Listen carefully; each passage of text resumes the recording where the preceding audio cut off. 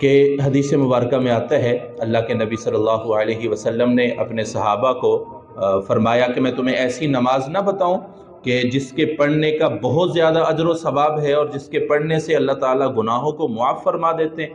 صحابہ نے کہا کیوں نہیں؟ تو اللہ کے نبی نے صلاۃ التسبیح کے بارے میں فرمایا اور یہ کہا کہ اس کو بہتر تو یہ ہے روزانہ پڑھا جائے، روزانہ نہیں تو ہفتے میں نہیں تو مہینے میں نہیں تو سال میں نہیں تو کم از کم زندگی میں ایک مرتبہ تو ضرور پڑھ لیا جائے۔ اس کے دو طریقے حدیث مبارکہ میں ہی بیان کیے گئے ہیں، دونوں ثابت ہیں، لیکن جو آسان طریقہ ہے وہ میں آپ کو بتا دیتا ہوں۔ جو تسبیح ہے، تیسرا کلمہ سبحان اللہ والحمد للہ ولا الہ الا اللہ واللہ اکبر، اس کو 4 رکعتوں کے اندر 300 مرتبہ پورا کرنا ہوتا ہے۔ اب وہ 300 مرتبہ کیسے پورا کرنا ہے؟ جو آسان ترتیب ہے وہ میں آپ کو بتا دیتا ہوں۔ سب سے پہلے جیسے نماز شروع کی جاتی ہے